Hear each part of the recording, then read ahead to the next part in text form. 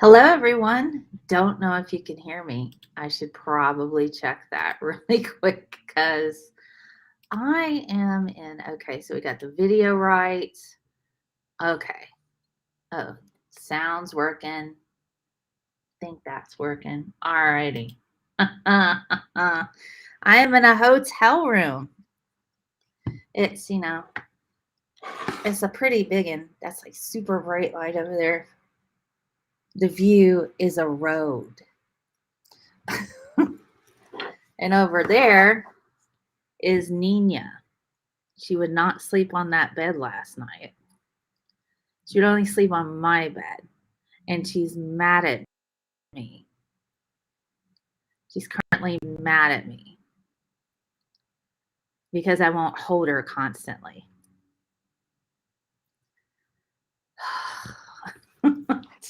She's really upset about that. It's just, I took her downstairs. Hello. I took her downstairs so she could go potty because she was yelling at me this morning. And she's like, when she gets upset, she'll go, She doesn't, sometimes she barks. She barks when she's excited. But she'll go, when she really needs to go to the bathroom. So I took her downstairs. It's really cold outside. Let me see. The temperature is 27 degrees Fahrenheit. So that's below freezing. So it's below 0 Celsius, essentially. And she would not go potty. I was like, why don't you go potty? And she wouldn't do it. So I'm like, all right, I'm going to grab some breakfast. Let's go to the breakfast buffet. And that's where she just takes a dump, like poos, right in the hallway of the breakfast buffet, like the doorway, walking in. She's like, this is a nice spot. Let me just poo in front of everyone who's having breakfast right now. I'm like, okay. So I cleaned that up. I'm like, well, probably best to go back up to the room for a bit, take a beat, come back downstairs, then I'll have some breakfast. Come back down, and somebody else's dog pooed right in the hallway. So I didn't feel as bad, but I went ahead and cleaned that up too because I felt like that was some kind of penance or something. And people should really, really clean up after their dogs. So I did. They had gloves there, so that was good. Just pick it up, pick it up with gloves. Then I went and had breakfast. Well, I found a bathroom so I could wash my hands because even with gloves, oh my God, I don't do bodily fluids so great. So I went and washed my hands and came back, had some breakfast, come up here. That has been my morning. All right, Rory Mobley says, did the scientist and you notice if she pointed north south when she pooped? No, because I was too busy going, oh my God, she just pooped in front of everyone that's having breakfast right now. Other people actually said, it's okay, we have dogs too. And I went, all right.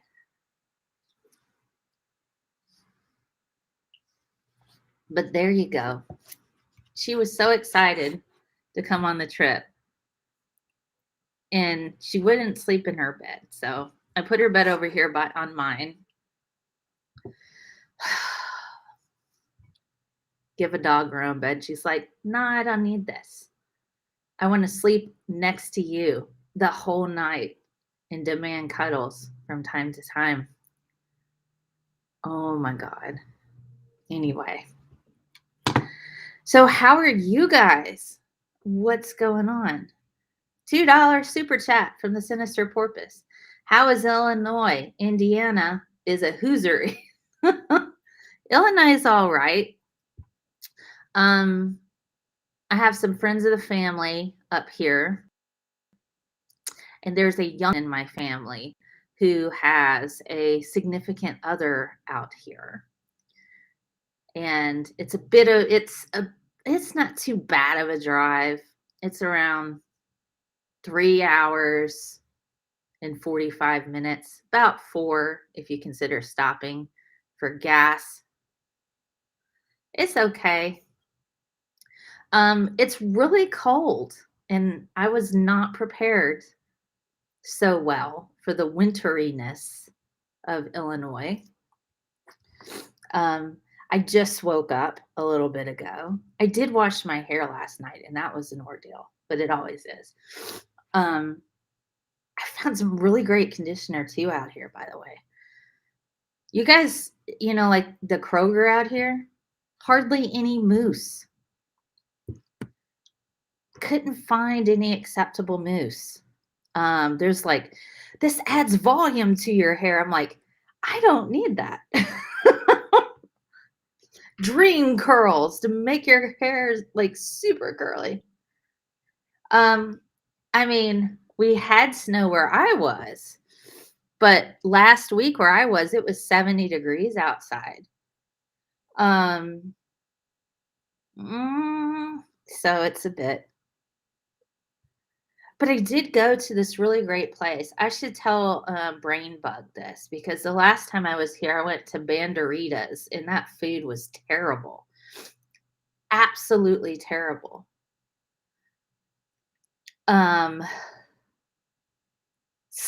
So it was terrible to do barbecue up here.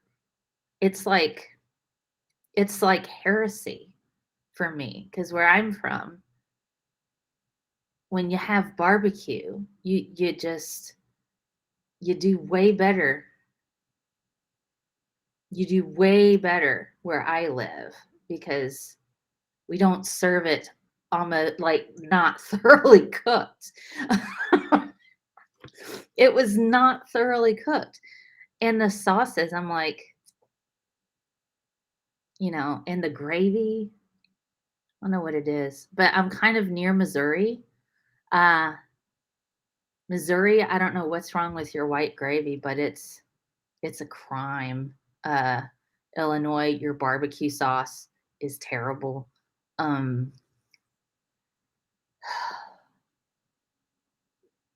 I don't know. I don't know how you could fix that.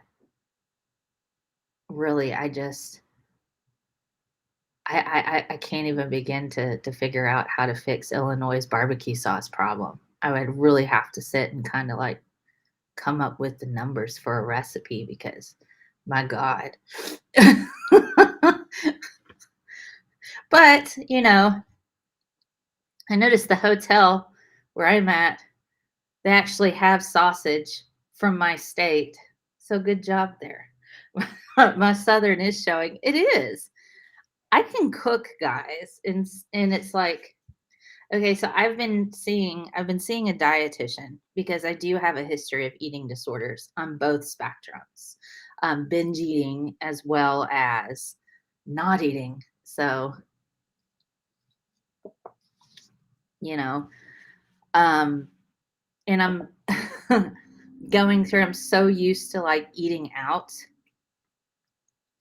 and that's not always the best thing, and I don't normally finish a meal that I eat out. I'll eat on it usually for several hours. Um, so like dinner last night, I went to this place. I forgot what it was called. It was a Mexican joint, but they had some interesting dishes I had not had before. And where I live, it's just I love Mexican food, but we have 1, 2, 3 Mexican restaurants in my tiny small town that you could drive through in about 45 seconds. They're all within a quarter mile of each other. um, it's like Mexican food overload. This place had some really good Mexican food, so good job on that, Illinois. Um, had really well seasoned chicken. It wasn't greasy.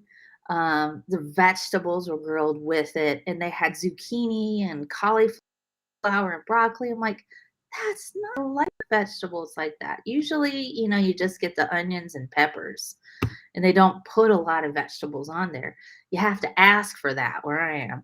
This came with like a dish, and I'm just like, this is great. So I, of course, ate all the vegetables first because I'm like, you just don't see that where I live.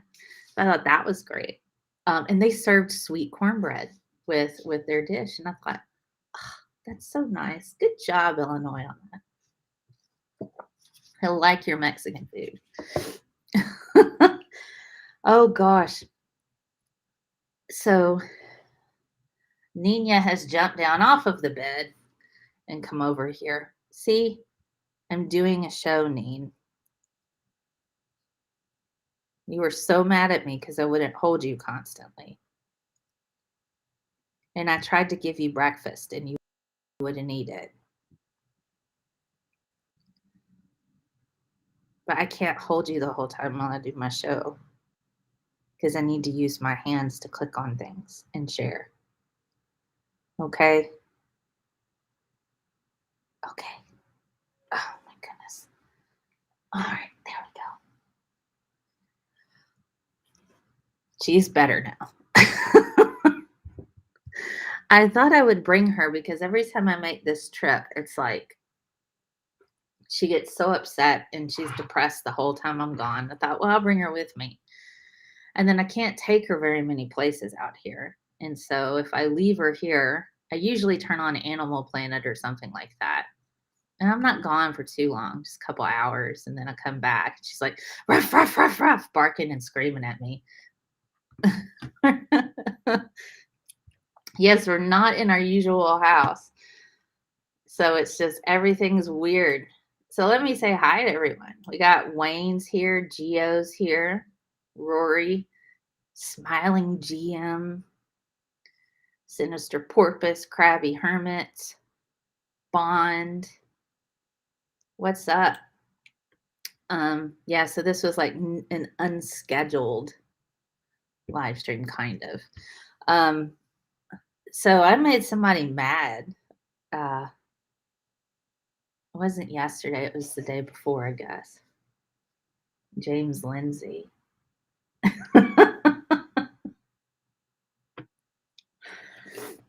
Oh yeah, and I didn't finish talking about my dietitians. I've been seeing a dietitian because I have gained some weight over the pandemic, as has pretty much everybody I know, including trainers. Robert Reed, he may not have gained, but all of his trainers have. We've all gained about 30 pounds or so, and I'm trying to get rid of it. I'm trying to get rid of it, but I want to do it in a healthy way because I am prone to eating disorders. And given the pandemic, I don't want to delve into the toxic behavior I have before, where I'm not really eating anything and I'm working out until I want to puke 5 days a week. I have that behavior. And I also have the behavior of eating my feelings. So I'm trying to work through all that, which I'm doing great with. And then navigating back towards, okay, let's get back into the exercise. Maybe not 5 days a week right now. Let's go back to 3. Let's figure out how to listen to our body cues, relearning how to do that. Because let's be honest, working from home, if you're not used to it, there's no off switch. There's no established boundaries, and it makes it very difficult to say, okay, I'm working now and now I'm not. When you're, you know, you're right there, and there's your office, and then you eat in your office, and then you walk into your living room, and you're like, now I'm not at work now. Where am I? I should check my emails. So it's like,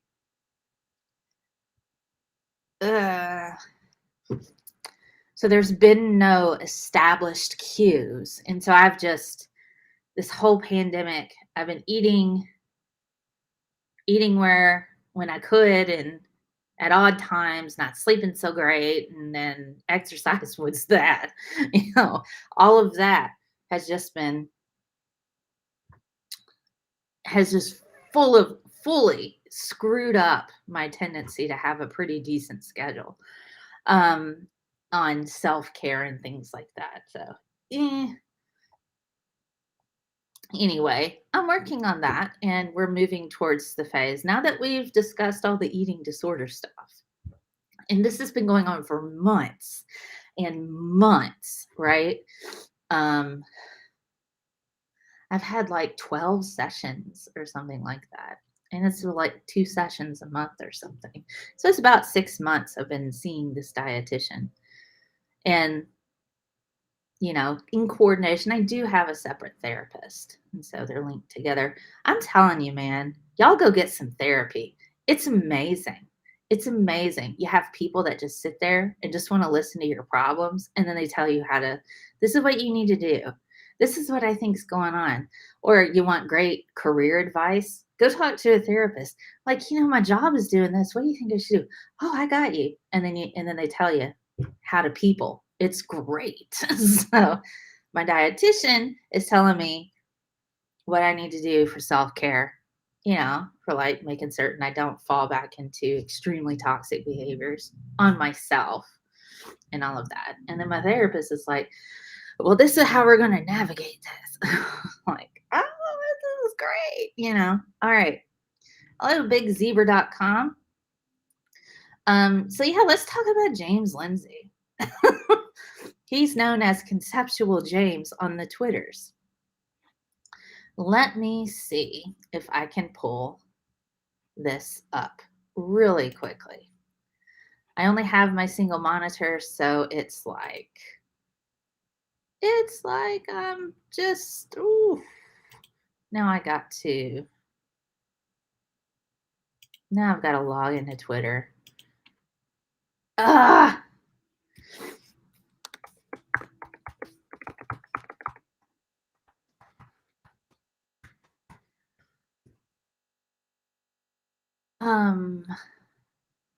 That is my password. Crap.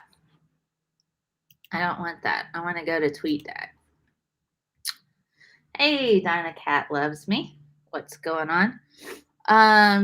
Okay, so Conceptual James. Let me see. TweetDeck is here. It always makes me log in through Twitter.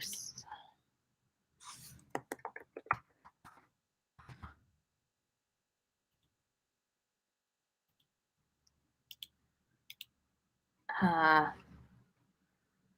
says wrong password. Okay, let's try again.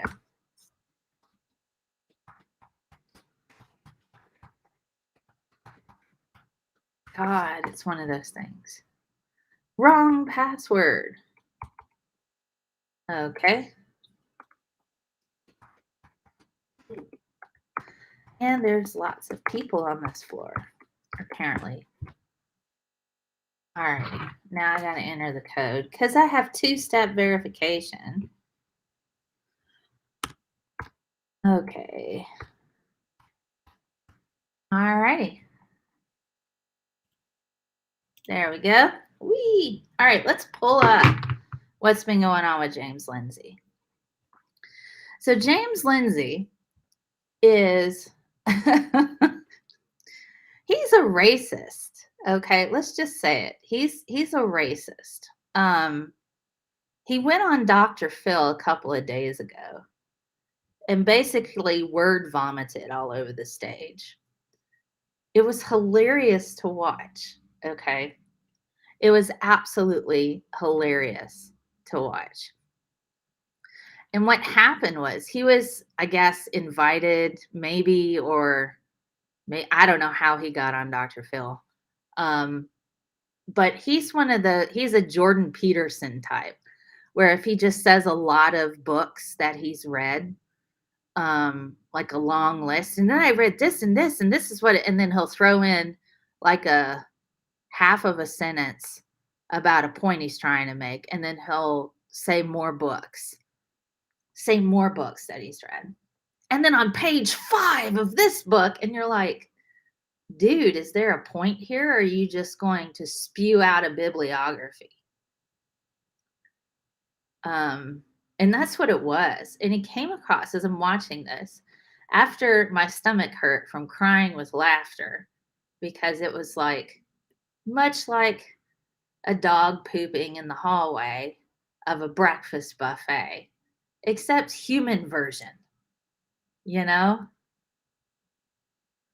Then human version. On national TV. He wasn't even on the stage. He was on the side because he's not considered an expert. And he's not even interesting for that. Neen, I'm talking right now. You're gonna have to chill. Good Lord, Neen. You're making me crazy. Here, I'm gonna put you on the bed. Whoop, okay. You can sit on that bed.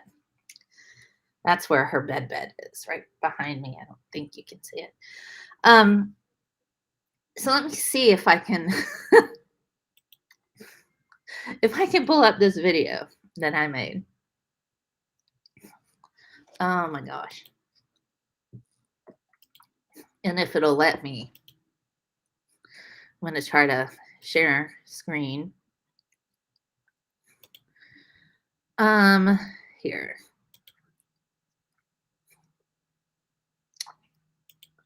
All right. It looks like I can do this. Okay.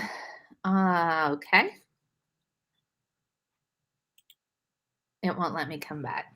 Okay. I don't know. Hopefully you guys can see me and that. Let's have a look at my media.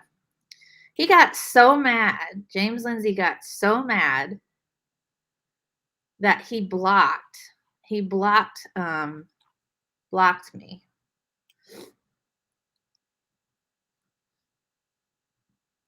Okay, you see the Tasmanian devil, that's been my response a lot to his fanboys because that's what he looked like to me. It was that right there. I'll see if I can get the original clip for you in just a second. Somebody made that. I'm scrolling through. There's Nina. Boy, that's nice, isn't it? There she is again. All right, I'll eventually get to it. Oh my God. Okay, here.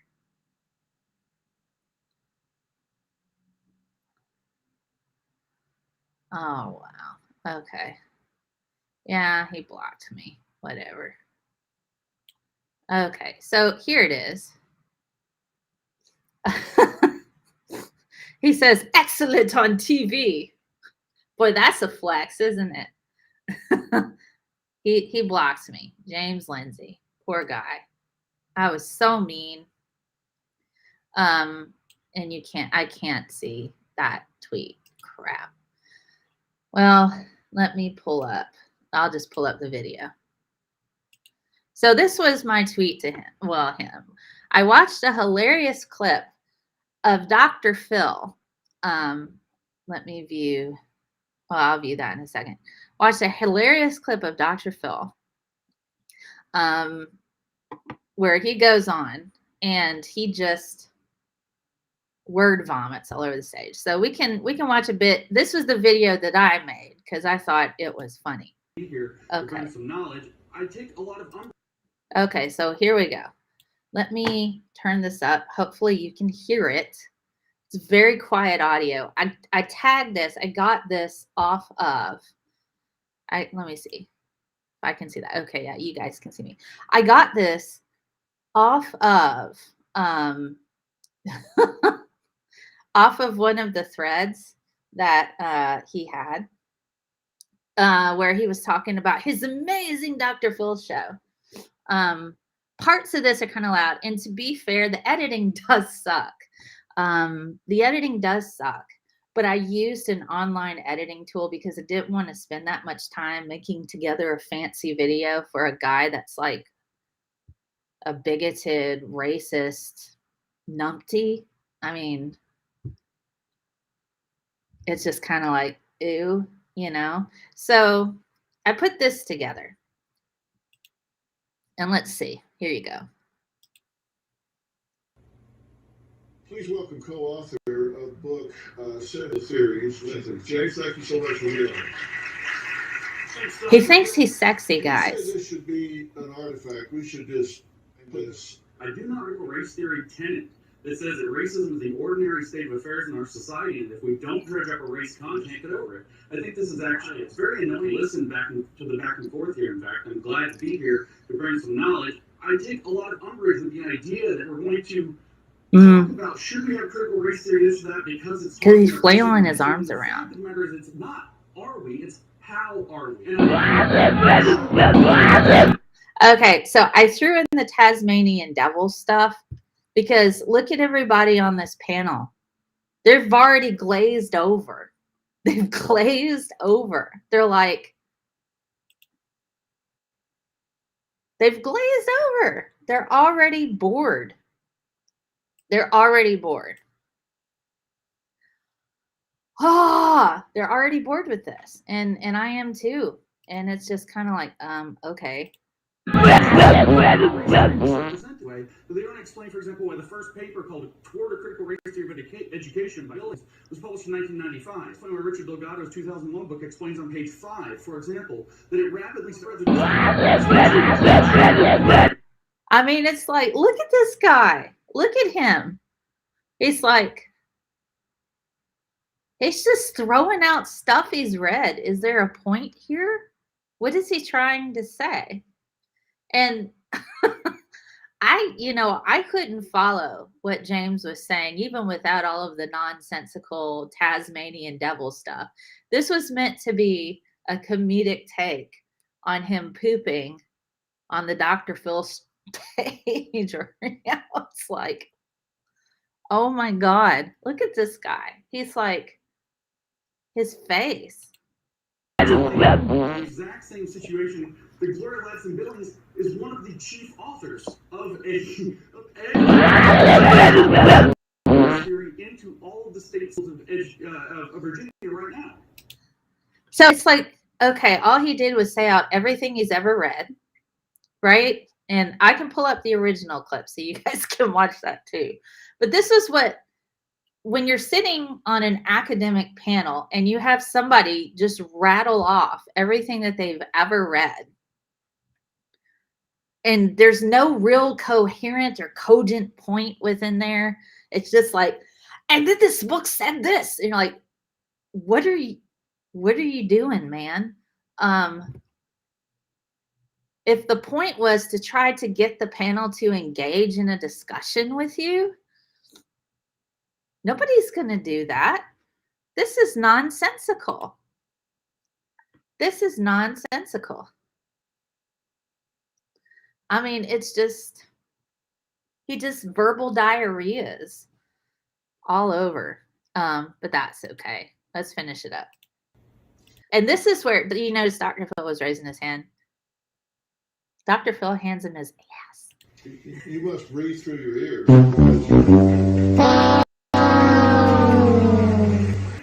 The vast majority of the major works in critical race theory that have been published since 1990 to the most recent things, including, for example, in 2017, we had Allison Bailey writing a paper for Hypatia in education, says that there's the critical thinking tradition, learning and critical pedagogy, race theory is an integrated part of, is from a different set of tradition called critical theory, which is neo-Marxism, which is interested in studying the relationships of power rather than epistemic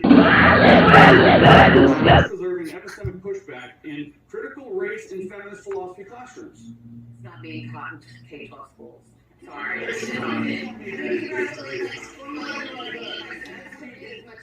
What it looks like when experts listen to a self-important right-wing grifter who reads from a script. And this was the video that I sent to James. Cite sources. Don't make a list of your bibliography, but make a cogent, coherent point. So he got really upset. Yeah, whatever. So he got really upset about this. And I'll find the original clip. But it was just essentially a whole lot of him rattling off a freaking list of books and papers that he read from 1995 and 2000, which that's old, right? Hey, Vandalia. Dinah Cat loves me. What's up? Yeah, I think this guy did panic. This guy did panic on national television. That was clearly what was going on, part of it. And he was only given a short amount of time. And people are like, well, have you tried to like condense down the importance of how critical race theory is linked to neo-Marxism?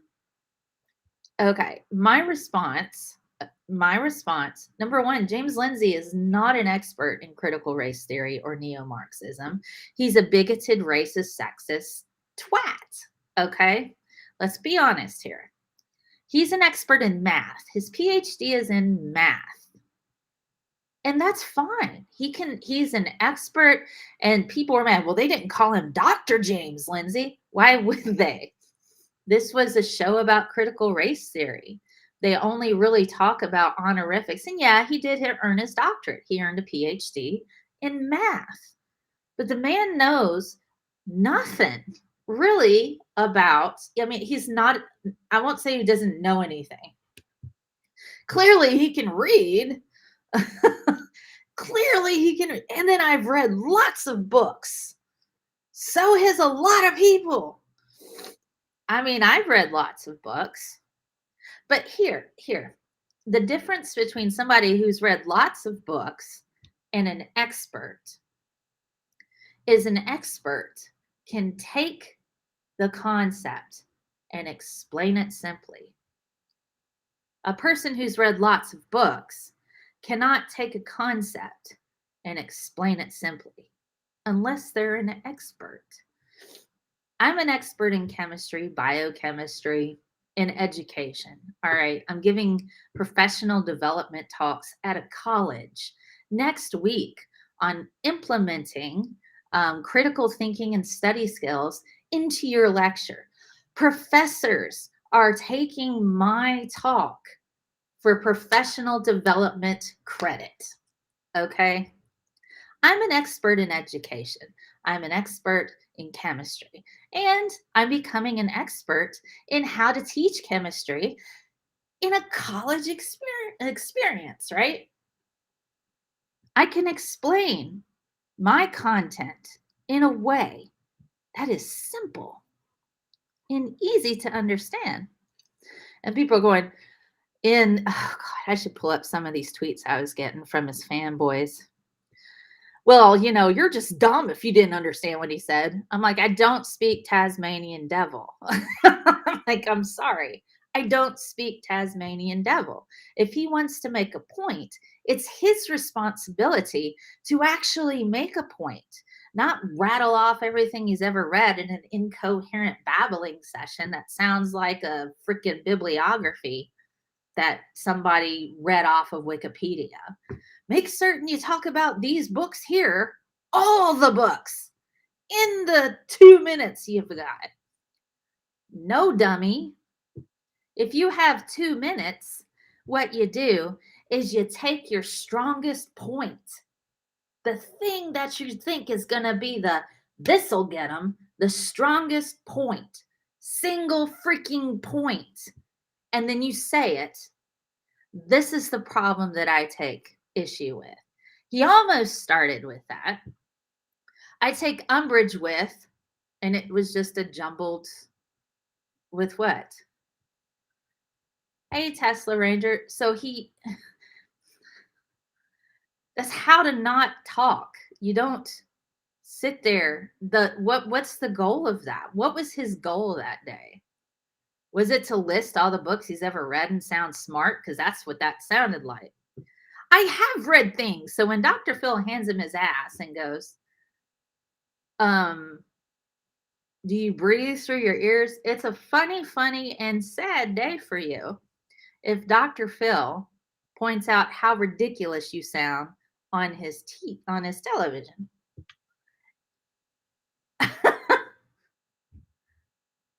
So it's just like, what? Thank you, Krabby Hermit. So it's just like, what? What did you say? I mean, even Einstein said, if you can't explain it simply, you don't know it well enough. And if you can't explain your perspective or your opinion on something in a simple way to where discussion can be actively engaged, you don't know it well enough. And that's okay, James Lindsay. That's okay, boo boo. Just went. You just went on national television and pooped on the Dr. Phil stage. And and honestly, we all screw up. It would have been epic if James went, you know what, guys? I really screwed that up.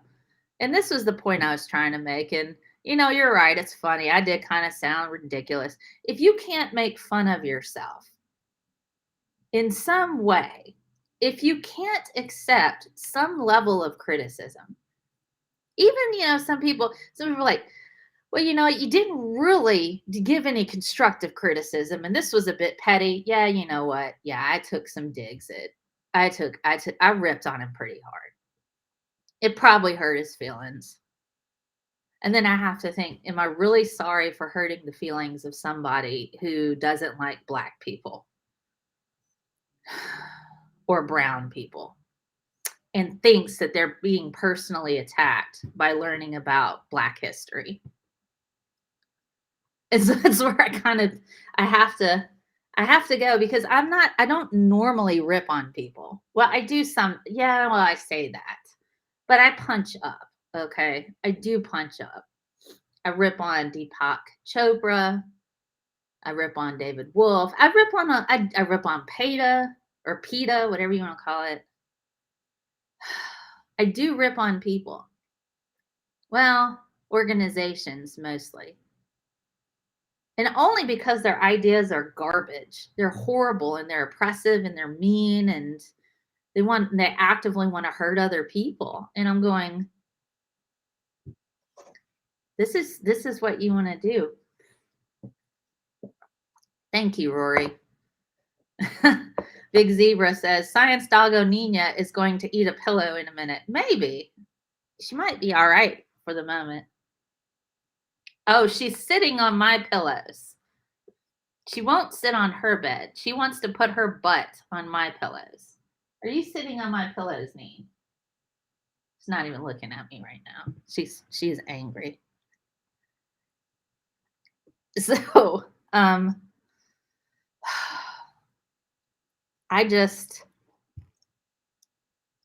James Lindsay blocked me over that. And he called me dumb. Let's see. Let me see what he said. This was pretty funny. You can go back and look at his timeline if you want, because I still have it on my phone somewhere. I called him a crybaby. I said, crybaby says what? What does crybaby say? Because he's a crybaby. And don't normally go that route with people. And the reason is because I genuinely really don't want to hurt people's feelings. I really, really don't. But he plays up so much machismo. He peacocks, he feigns machismo, and he's like, I'm sexy. I'm a sex symbol. This is what he says on his Twitter. And then he goes on Dr. Phil, and Dr. Phil goes, do you breathe through your ears?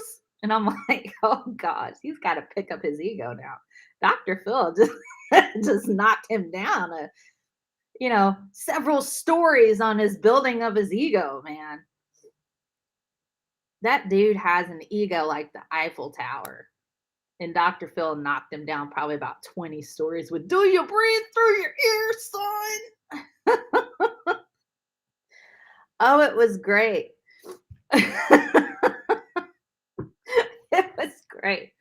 And this guy, he basically, a while ago, he was basically saying that critical race theory, he was not willing to have any discussion with it or open dialogue or any of that. He wasn't interested in any of that. And I was like, so open discourse is not your goal now. And all of a sudden he's not interested in having an actual discussion because he knows he will lose. And I pointed out, so you're not, open discourse isn't part of your agenda. And then I posted a picture of him where I had said, have you considered joining the man spreading Olympics? Because it looks like you'd be a champion in that. Close your legs, you're stinking up the place.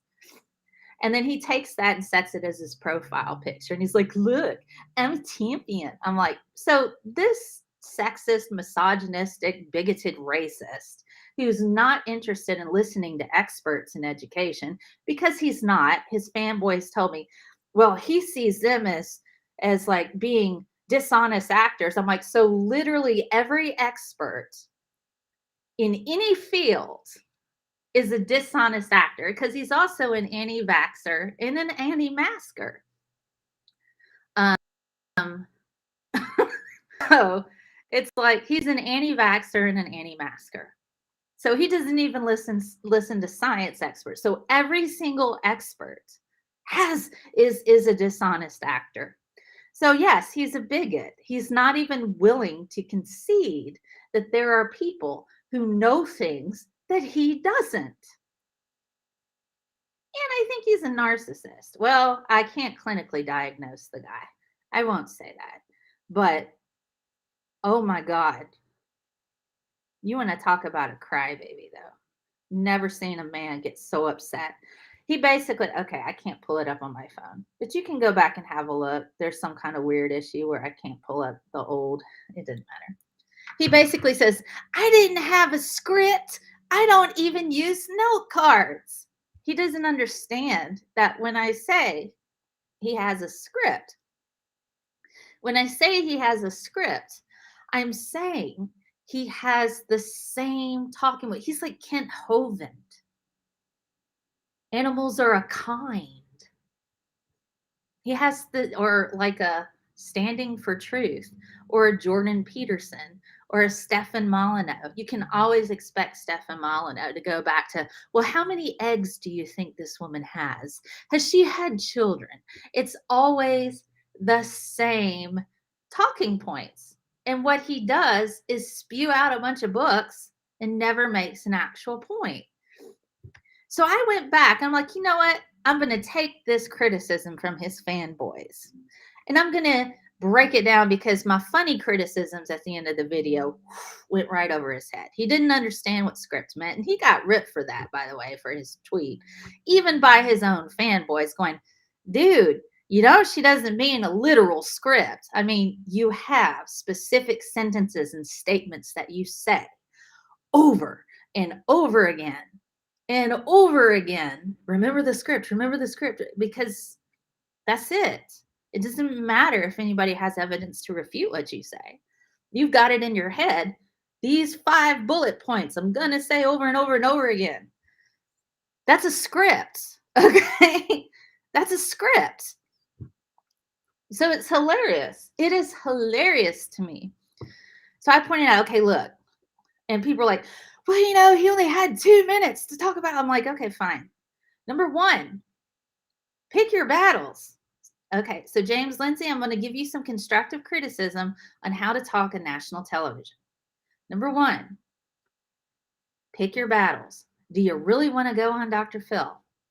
And if you do want to go on Dr. Phil to try to own the CRT experts, pick a single goal. Single goal. What is your goal? And write it down. What's the goal of this particular appearance? I have had people, reporters before, contact me about Gwyneth Paltrow. I'm like, don't really want to be quoted in InStyle magazine. Have been quoted in the Washington Post, though. That was cool. Not been quoted in InStyle magazine. Don't really want that. You want to go on Dr. Phil? Fantastic. Cathode ray tube. Yeah, isn't that awesome? It's like when I see union, I think of, or unionized, I think of unionized. So chemist, right? Anyway, Starbucks, unionized. What? Oh, unionized. Anyway, Chemist? Maybe. So then I'm like, okay, James Lindsay, pick a goal, single goal. What is your goal to be on this show? Oh, you only have 2 minutes. Okay. What can you express in that 2 minutes for your goal? What is it that you're looking to do? Oh, I want to completely debunk the whole thing based on how CRT is linked to neo Marxism. Probably not a good goal. All right. Probably not a good idea, particularly since you're going to be sitting in the audience and not actually on the stage because you're not an expert. You're just a Yahoo with an opinion to this panel and to Dr. Phil, coincidentally. So there's that. So you pick one particular criticism of CRT that you feel is your strongest point, and you say that. That's your strongest point.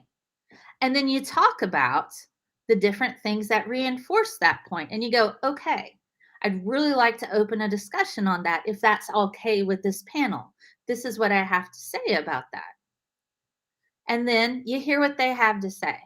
And then you ask Dr. Phil, hey, Dr. Phil, I'd really, is it possible for me to chime in on this? And then you get invited to the stage. But if that's outside your realm of your league, which it seems like it is for James Lindsay, what you need to do then is go, okay, if I'm not going to be allowed to talk on the panel, if I'm not going to be invited to the stage, if I'm not going to be allowed to engage in discussion, pick my one point and run it by a colleague. Run it by a colleague and have them listen to your 2 minutes. And then they can go, hey, okay, that sounds pretty interesting. And be prepared to have kickback from the panel. He didn't, but I don't think that was the goal. That's not, I think the goal for James Lindsay, and I'll pull up the actual, I'll pull up the tweet for that. I think the goal for James Lindsay was to say everything he possibly could in 2 minutes for his fans. Had nothing to do with actually changing the minds of the experts on the stage. He just wanted to get in the room there. So all of his fanboys who are able to translate Tasmanian devil language, because they can, all of the fanboys clearly knew what he was talking about. Well, the rest of us normies don't listen to his podcast 5 hours a day because we have lives. So you might have listened to 1,000 hours of James Lindsay and can take the gibberish that he just threw out and translate it in your head, just like a mother can who's been around a gibbering toddler for, all of that toddler's life, can say, oh, they need to go to the bathroom right now. And the toddler would be like, I gotta go. Oh, God, they gotta go to the bathroom now. Yes. His fans can translate that gibberish. The rest of us cannot. And if you're going to go on national TV and all you've been doing is appealing to your fans, that's what it's going to look like to the rest of us. And that's a valid criticism for James Lindsay. If I can find, put on my old lady glasses. Let me see if I can find that particular tweet. Somebody's car alarm is going off. All right. I'm going to have to pull up my Twitter again.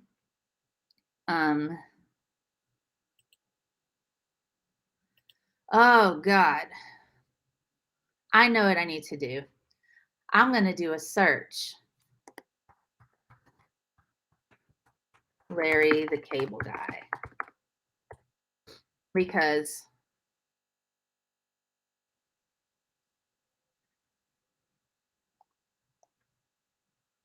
here we go. I found it.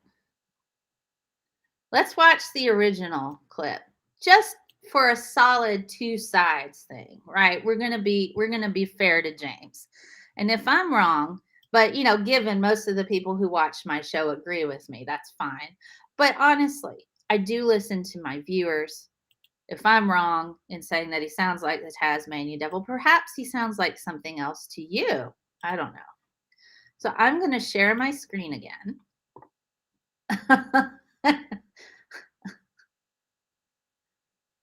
Oh my goodness. All right, I'm going to share my screen again. Okay. So this is what I say, oh my God, seeing conceptual James flail around and huffing and puffing like Larry the Cable Guy at a Golden Corral buffet, saying absolutely nothing of substance, sitting off stage on Dr. Phil, while experts clearly label him as a lunatic, is giving me life. That was what my initial thoughts were. So let's have a look at this. And you guys let me know what you think. If I could wave a magic wand, critical race theory should be rendered a historical artifact. Please welcome co-author of the book Cynical Theories, James Lindsay. James, thank you so much for being here. Thanks, Dr. Phil.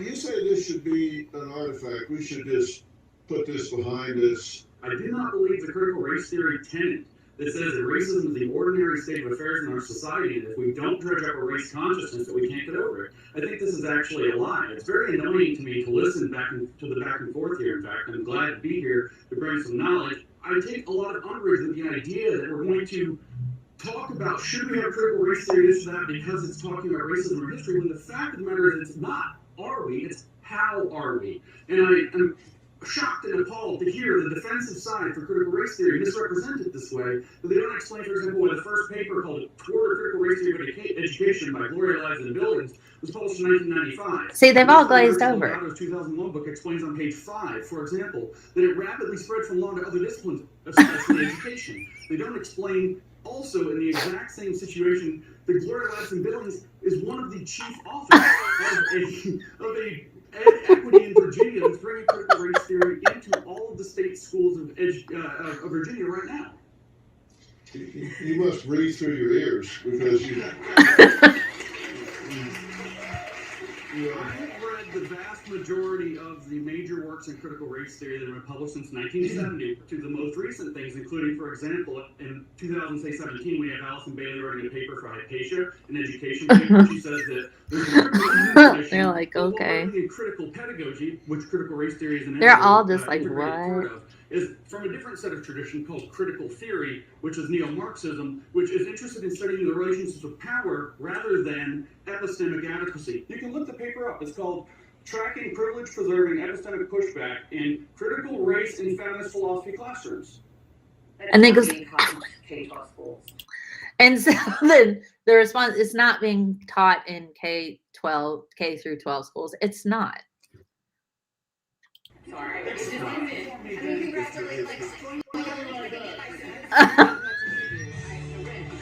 at that. Okay, guys. Okay. What do you guys think? Did you catch anything that he said? I've watched this quite a few times, so I'm just now starting to translate what he was saying. Oh gosh. Hey, B.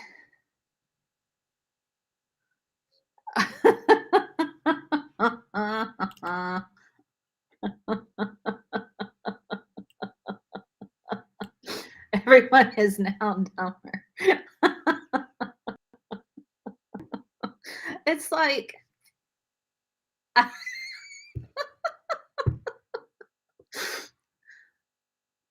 what was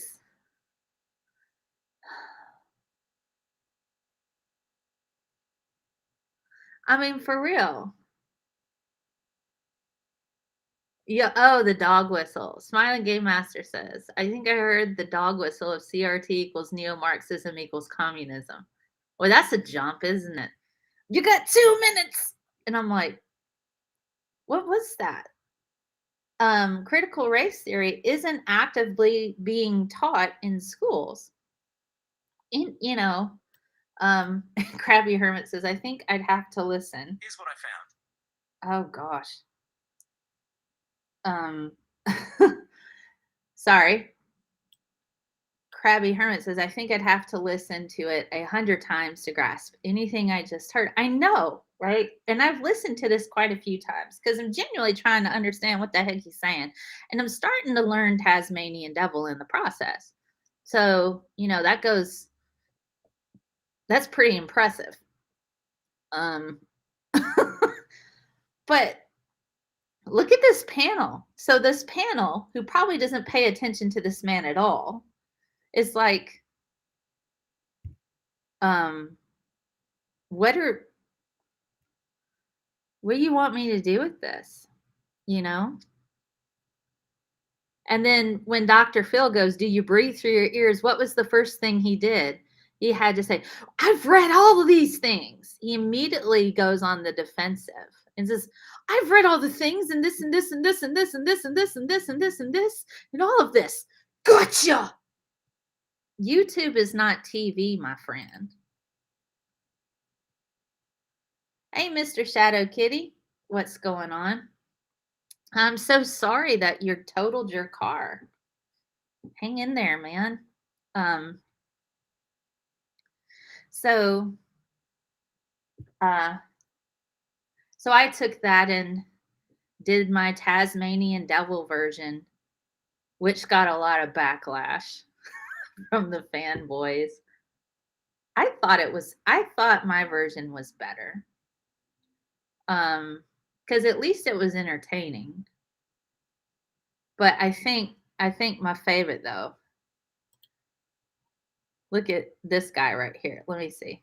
Let me go back a bit. Let's jump back. Oh my God. I got on Dr. Phil. Let's see. That face right there. This man is all of us. He is all of us. He's just like, oh my God. And okay. All right. So you guys have watched this. I'll put the link here. You can go back and watch it some more if you want to. The original.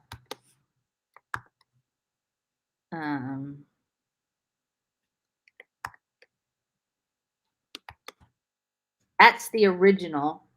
And then you can go and look at my Tasmanian devil version on on my Twitter. Let me see if I can put that link up here really quick. Oh God, I have to do a search.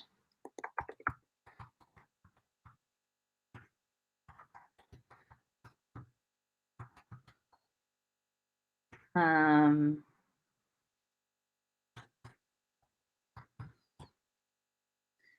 right, and here we go. And here is the Tasmanian devil version. So you can go and look at the two. And I'm happy to take any criticism. And as I said before, I took criticism from the fanboys. And I'm like, and I'm going to help James out. Let me give him some constructive criticism on how to talk. So, and I give talks. I give talks. He's like, I don't have a script. I give talks. Do you though?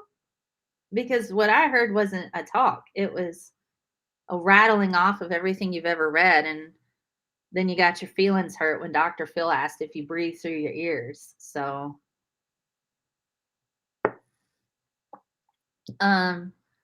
yeah, you can. Let me see.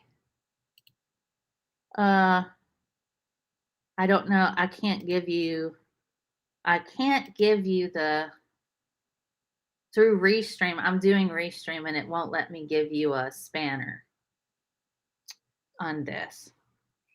But if you have a friend who happens to have a spanner that's on right now, I don't know if they are or not. Can you tell people what the video is and maybe they can Google it? I I only have my one monitor. Otherwise, I could pull up the YouTube on a separate one and send it to you. But there you go.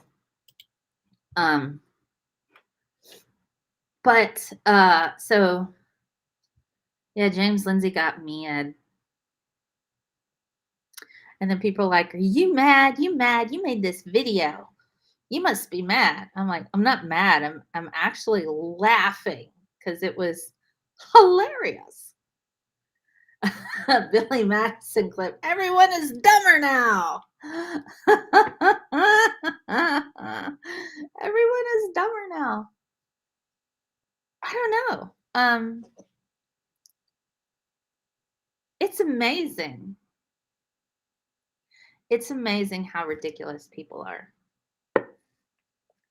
It's absolutely amazing how ridiculous people are.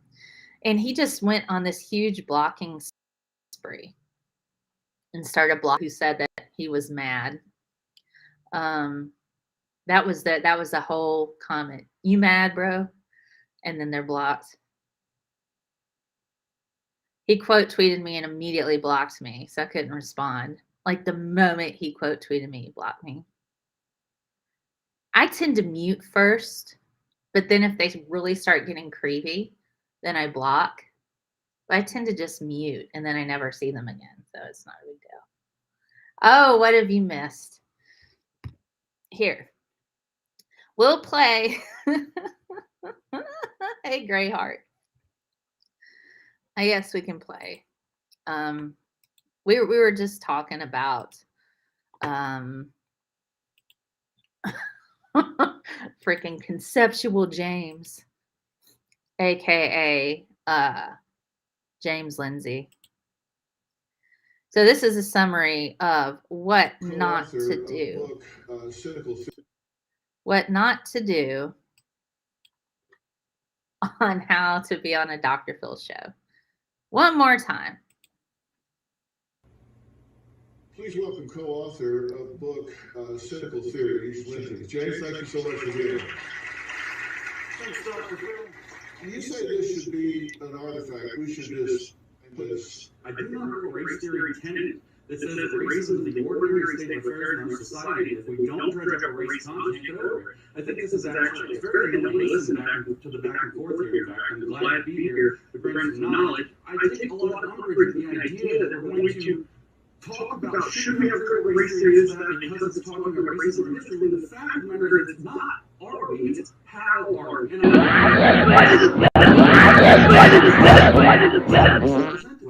they don't explain, for example, why the first paper called Toward a Critical Race Theory of Education by Buildings was published in 1995. Explain why Richard Delgado's 2001 book explains on page 5, for example, that a rapidly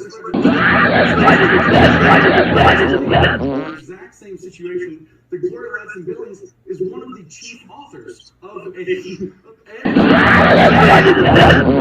into all of the state schools of Virginia right now. You must breathe through your ears. I've read the vast majority of the major works in critical race theory that have been published since 1990 to the most recent things, including, for example, in 2017, we have Allison Bailey writing a paper for Hypatia, an education page that there's the critical thinking tradition. What we're doing in critical pedagogy, what race theory is an integral, integrated part of, is from a different set of tradition called critical theory, which is neo-Marxism, which is interested in studying the relationships of power rather than epistemic. Observing epistemic pushback in critical race and feminist philosophy classrooms.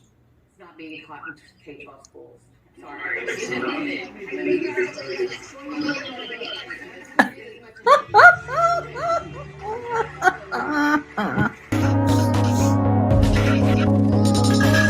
Oh, make an actual point. Oh my God. See? This has been a cringe Dr. Phil discussion. So there you go.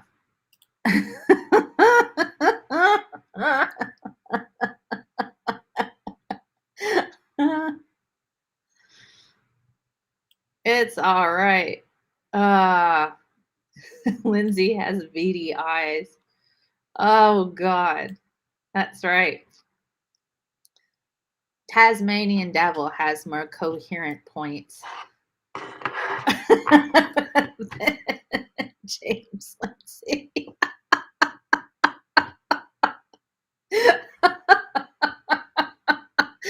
And people are like, "You mad, bro?" I'm getting the "you mad, bro" tweets on my Twitter. "You mad, bro?" I'm like, no, dude, that was like second Christmas.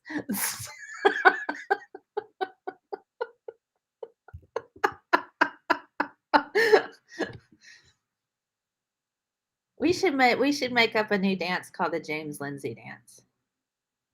I read all the things. I read all the things. I've read all the things. I've read all the things. It's just like all of them. I've read all of them. Doesn't mean you understand any of it. I'm currently reading a book on politics by Aristotle, and that guy is a bit of a jerk when it comes to politics. He knows science pretty well, but he's not that great about politics. Just because you write a book and you have a podcast doesn't make you an expert. So it's just kind of like, what for you say, you monkey, when you got a little powder puff tail like rabbit, Tass. Ah, James Lindsay can't handle criticism. I'm gonna block the evil scientist. He has all of these followers. Yeah, some of them are trolls, and some of them can't stand him, and they just follow him for the opportunity to make fun of him later. That's people seem to think that number of followers means something. Well, if you got like 5 followers, you don't really use Twitter and it's a throwaway account, okay, troll, you know. But oh God. Okay. And just for people who are like, well, and I'm like, he picked really old, considered like old publications.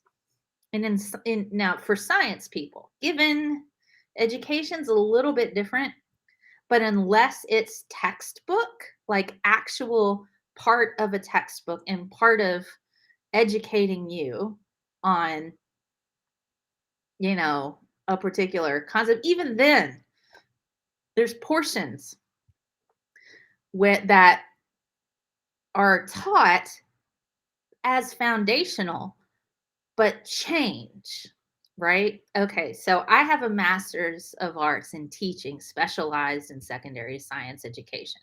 I also have a master's in analytical chemistry. Got 2 undergrads. One, it's like a double major for biochemistry and biology. All right, technically 4 degrees. All right, I might get a PhD, and if I do, it'd probably be in science education. Anyway, I'm more of an expert on education. Pretty much, I am an expert on education, comparatively speaking to James Lindsay. Hey, mediocrity's maze. And the thing about using foundational texts or papers that were written in the 70s or 95 or even in the early 2000s, if they're taught in college as even part of critical race theory or any discipline, whether it's education or science or any of that, I teach atomic theory, and there are portions of atomic theory that we don't use anymore because we learned and changed the theory. Same thing with education. Same thing with critical race theory. Same thing with all of that. There are portions that aren't part of the current theory, right? And if you think just because something was part of building the theory does not mean it's still actively being used. And this is something that the numpties, James Lindsay, use, and he should know better, Mr. I got a PhD in math. Fantastic, James Lindsay. You know all about education and critical race theory. And you're using this as a means for white people to not learn about the Black experience. And if you're personally going to be offended by the experiences of other people, and you can't possibly hear the evidence for that without it hurting your fifis, you sound like a creationist who can't deal with evolution. It's the same thing as the devil planted the fossils. That's why evolution's wrong. It's the same thing. And Mr. PhD, James Lindsay, should know better. He should know better, but he doesn't want to know better. And he should, but he doesn't want to. Math is very, very different than science, even though science uses math. Now, if he was in physics, he would have understood this, but he's not. He's not. He blatantly does not understand how theory works. So in atomic theory, let me give you an example. In atomic theory, Democritus, okay, we're going to go back to the early formation of atomic theory. Democritus, I think that was 500 AD or something like that. Big things are made of small things. Technically correct, right? People are made of people atoms. Swords are made of sword atoms. Cheese is made of cheese atoms. And coffee is made of coffee atoms. Democritus, thank you very much. Technically correct, but not really, is it? Okay, Dalton. Atoms look like billiard balls. They have a specific weight, you know, certain size. Yeah, you know. Okay, we're getting there. Then we've got Thomson's plum pudding model. Okay, about 100 some odd years later, a couple hundred years later. This is like 1800s ish for Dalton. Early 1900s. Plum pudding model. This is where we got into the atomic age, where they really started to dig into atoms. What the heck is with them, you know? So we've gone 1,000 some odd years thinking big things are made of little things. Then we get to Dalton. Looks like billiard balls. Has weight, mass, that sort of thing. Okay, getting there. Then we get to Thomson. Okay, who discovered that the electron. Discovered the electron. Thomson's plum pudding model. He discovered the electron, and he thought it looked like a British plum pudding. Like there was this positive space. Hadn't figured out what protons are yet. There's little electrons in there. So it looks like a little round muffin with raisins. Okay. Getting there, he discovered basically what an electron was. But that's not really the shape of the atom, but that was the best working model at the time. Then here comes Rutherford, protege of Thomson. See you later, Rory. Have a great day. So then you get to Rutherford's model. His mentor was Thomson, right? And he's like, you know what? I'm going to prove Thomson's model is correct. Actually disprove Thomson's model because he discovered the nucleus and he discovered protons. He discovered protons, the nucleus. So it's not a space, positive space, with little electrons throughout it. It's got a nucleus in it. How did he do that? Well, shooting radiation at gold alpha particles. And it was ricocheting off beta particles, beta radiation. And it was a gold foil. And these positrons were bouncing off the nucleus. So it was like positively charged particles. He blasted them at the gold foil, and they were ricocheting off of this. And it's like, what the heck is that? Ah, atoms are mostly empty space. They got this thing in the middle that's a proton, like a nucleus. Then we're getting further on. Then we get to Bohr's model, where it's like the electrons move in these little rings around the nucleus. He's discovered basically the foundations of what we use for spectroscopy, that electrons get excited and absorb light, and they jump through levels. Still, he's not technically correct, but we like to use that model to express the different energy levels in order to instruct other people about atomic theory. The working model we have right now, the closest thing we have to reality. Thank you, Schrodinger and Max Planck and Heisenberg and Einstein collectively taking all of their experiments and bringing them together. We got the quantum mechanical model, also known as the cloud model. We cannot know where an electron is and how fast it's going at the same time because they respond to light. If you look at it, it changes behavior. Thank you, Schrodinger, the whole Schrodinger cat experiment. So we went from Democritus all the way to the quantum mechanical model. Portions of atomic theory we don't use anymore because they're not accurate. Critical race theory. Same thing, James Lindsay. Same thing. And you should know better. But either you do know better and you're lying, or you're really, really stupid. What are we going to go with here? What are we going to go with? You either know better and you're lying, or you're really, really stupid. Oh, God. What would Albert say with today's world? One of the biggest regrets he ever had was working on the Manhattan Project. He did not know it would be used for what it was used for. And Marie Curie, we got to give her some flack. I mean, not flack. She got a lot of flack about radiation, learning about radium and polonium and all of those things. Radium was used as a glow-in-the-dark type of thing because it was cool. People put it on their faces. They drank it because it was pretty. Radium Girls. I watched that film. I have that book. I'm still reading through the book. My God, I'm still mad. But Marie Curie, she was run through the ringer because people were dying from radiation exposure.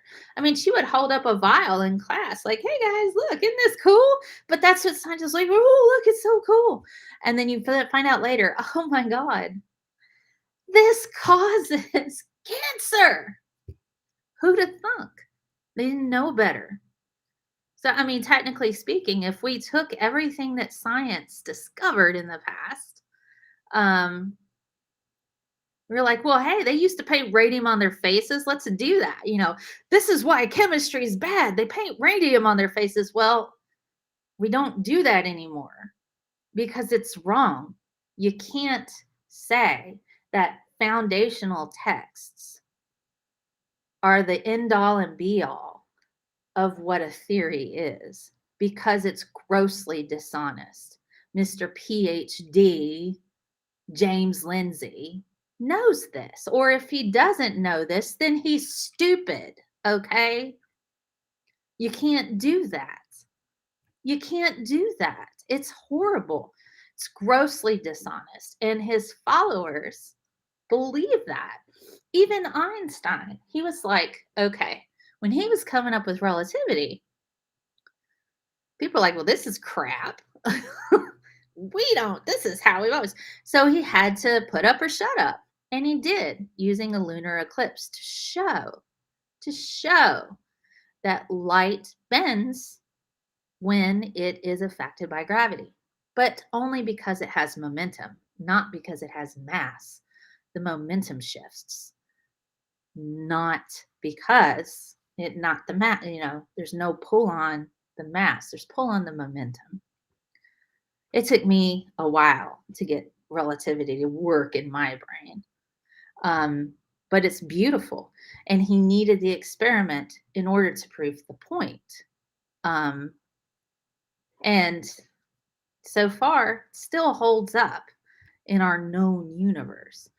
Um, there's portions that work and there's portions that stick. But when you get new information, you alter the theory. And if you're unwilling to even listen to other experts or to accept that theories can change and that the early foundational information, portions of it might still be used, but not necessarily all of it, because theories are supposed to change. They're supposed to go from broad to specific, just like atomic theory, just like evolution through natural selection. You go from broad to specific. So that's why I take umbrage. He likes to use big words, but then I feel like Princess Bride. You keep saying that word, but I don't think it means what you think it means. So keep saying critical race theory, but I don't think it means what you think it means. I take umbrage with James Lindsay taking something he's not an expert in, saying, well, there's all this books from the 70s. They may not be used anymore, dude. Maybe portions of it, but not all of it. Anybody who is a true scientist, or an actual academic or expert would be willing to accept that theories change when new information is presented. It's how that works. So anyway, that's what I got to say about that. It's okay coffee. Contents may be hot, do not microwave. I had something weird. Oh, coffee cream. Oh my goodness. So I hope you guys are doing well. As kids, we used to hold wristwatches with radium dials up to our eyes with our cupped hands to see them glow. Who knew, right? It was used for a while, into the 70s. It took a long time for them to pull it off the market. Took a long time for them to pull it off the market. Because it's so pretty, Look at this glow in the dark side. And then they learned about phosphorescence and fluorescence. Yes. How to say I'm feeling butt hurt. Using words a lot. Folks according to his fanboys who have been in my mentions for 3 or 4 days now, well, he's just, he only had a few minutes and he only had this and he only had that and he's using the foundational texts and you need to listen to his podcast. I don't need to listen to his podcast. He needs to explain to me why I should. And 2, if he's unwilling to listen to experts or accept that a Black person's going to understand racism better than he is. Come on. That's like a dude saying, oh, having a baby, like the birthing process, that probably just feels like getting kicked in the nuts. Just, once. I don't think it's the same. You can't, if you've not, you know what I mean? You can't.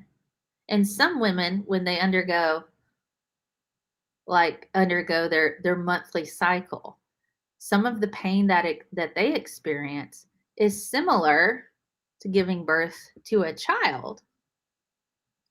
So it's like that level of pain they have every month. And so a lot of them get on medication like birth control to try to not have that debilitating pain each month. But some dude like James Lindsay, oh, you don't understand racism so great. You're Black, but you don't understand racism. If you've experienced it firsthand, and you have your own experiences, and some white dude, you know what? Racism isn't part of our society. It's not real. That's like somebody coming, I'm a sexual assault survivor going, sexual assault's not real. Did you just, maybe you didn't say no, you know? What were you wearing? Were you trying to be sexy? Are you trying to be sexy? You know what happens if you try to be sexy? People are going to want to, have sex with you. So it's your fault. Like I'm in control of what other people think. It's the same thing. He's devaluing the life experiences of other people who know better than he does. And he's not willing to admit that. He wants to be a victim. And he wants to use this as an opportunity to go, well, you're racist too, because you said racism's real. And you're being racist against me by saying racism's real. And you're being racist against me and a fascist because, you want to talk about your lived experiences and the history of the world. And that's going to hurt my feelings. No, that's not how any of this works. You know. So it's frustrating, I guess. But, let's take them down, right? Let's take them down. Let's poke fun at them. Let's hurt their feelings some more. Maybe they need to experience, and that's the thing. If they experienced actual trauma like this, from that perspective, it probably would feel differently.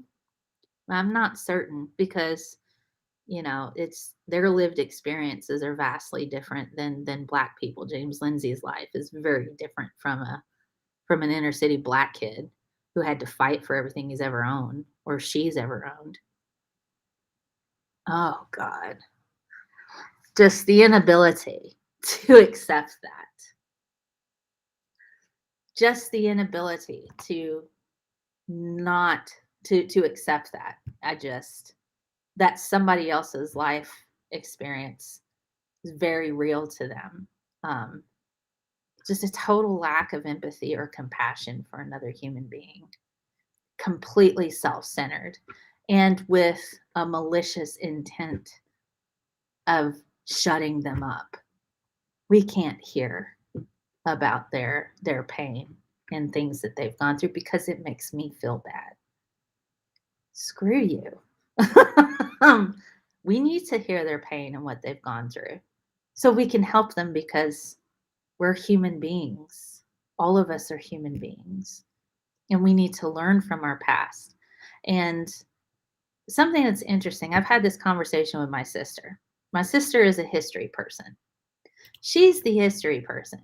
She spent time interning at archives, going through all kinds of information and materials, and has even seen things that's confidential to the point she was being courted by the CIA and FBI to join them. She is tired of how we whitewash our founding fathers.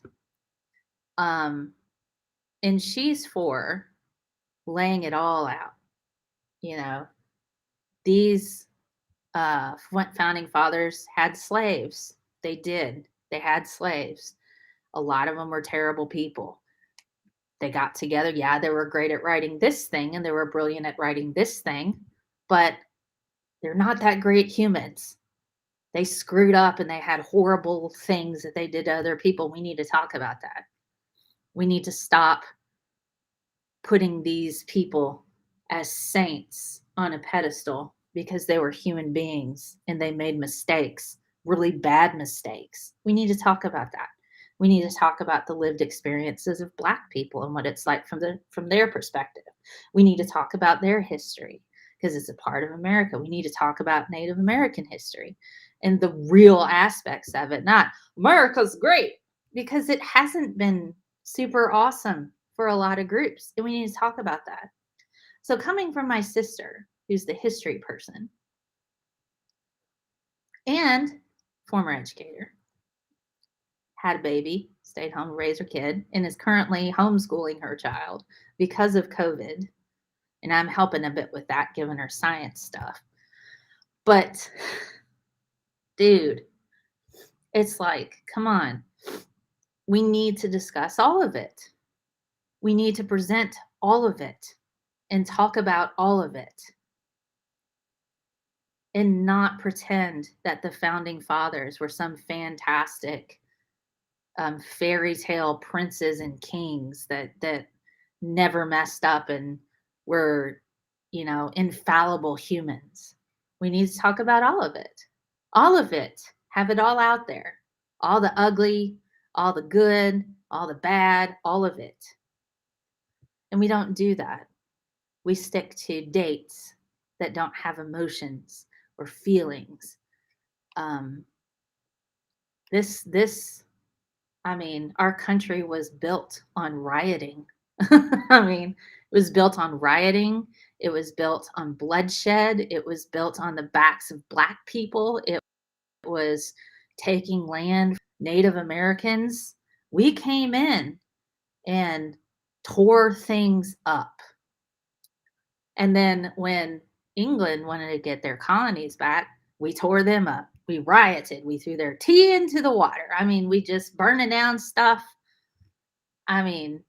We were rebels. So these people are like, well, we can't riot. And, when something's wrong, Americans riot.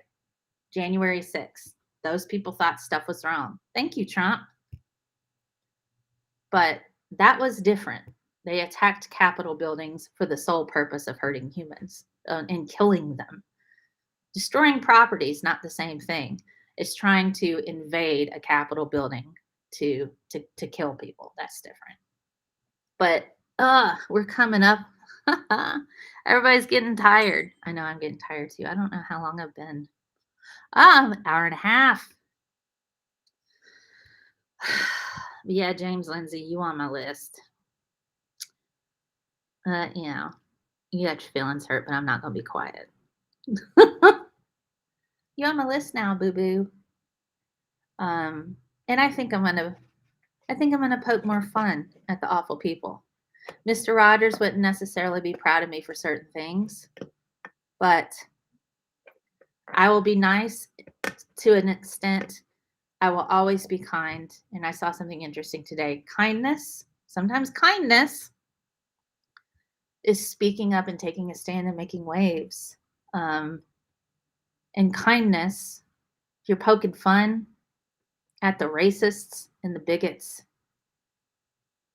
with the motivation of change in mind, because comedy, if you've ever watched CNN, has a great history of comedy. I think it was on HBO. History of comedy. A lot of comedy has shifted and been a part of societal change and political change too. Look at a lot of things. It's a great way to educate too. So never fail to be kind.